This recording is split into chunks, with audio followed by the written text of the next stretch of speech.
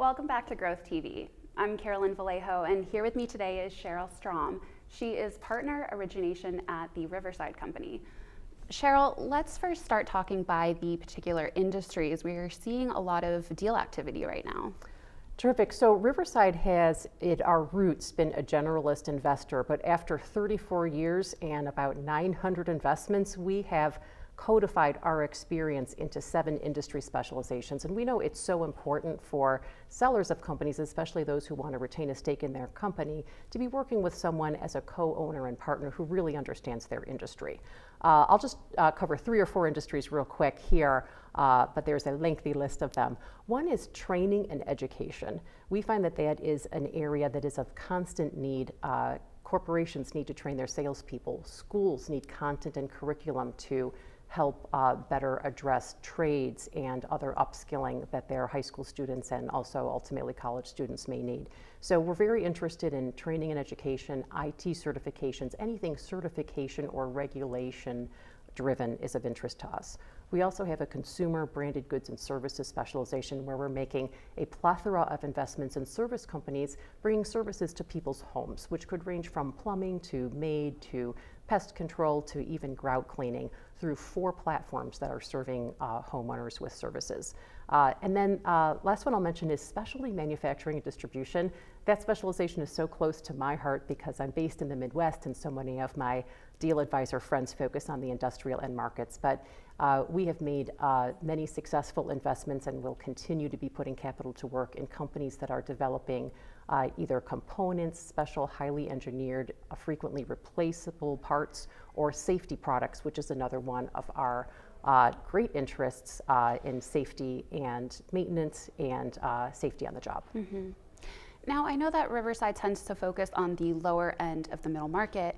Of course, it's a challenging deal environment today, as you know, and the lower end of the middle market, you typically need less leverage, lower valuations, et cetera. So all of that being said, are you seeing more competition on the lower end of the middle market right now? Well, Carolyn, that is a great question. The market has calmed down, certainly for the first half of the year, in bringing companies that have above 10 or 15 million in EBITDA and up, especially if they're excellent companies in search of the best possible peak price in the market.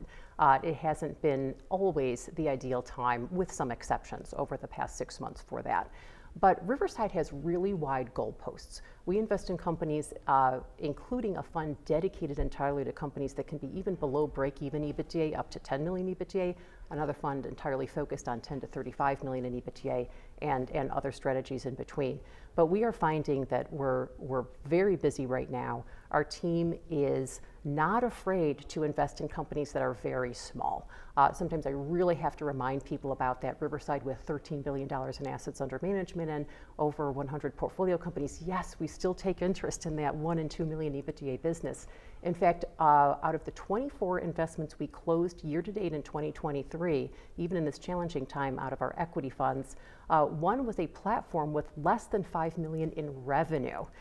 Yes, I did mean revenue, not EBITDA, which alone can be a cutoff point for some of our competitors. So sometimes what happens is we just keep on getting more creative and trying to use our experience to go even lower than the rest of the market might go to help those companies really grow and ascend in their stature. Absolutely. So what are these sellers then looking for, beyond the highest price they can get? I think sellers are, those sellers that are in the market today, some of those that are looking just for the highest price are staying on the sidelines a little bit more. So those that we're engaged with are looking for either a resource that can help them achieve a succession challenge. They want to find the best home for their business. Maybe they've gotten halfway through their project, their baby, to make it the best company possible, but they know that there's more work to do and they want to combine with another company that brings them the resources to help their employees continue to expand in their careers. So that would be one, being a good home for a company, maybe as an add-on acquisition. And another may be those owners who have a great platform on their hands. Maybe they know it's not the best time to do a transaction, but they see opportunity themselves to make add-on acquisitions at maybe lower purchase price multiples or some troubled situations, and they want a partner that can help them do that. So those are the instances where I think Riverside really shines, because we have such a great track record helping companies make add-on acquisitions and grow organically, that when we can partner with owners, everybody wins. Got it. Well, it's great to hear that, you know, despite the environment, deals are still getting done, and it sounds like Riverside is still extremely busy. That's absolutely true, Carolyn. Thank you so much for having me. Thank you so much for joining Growth TV.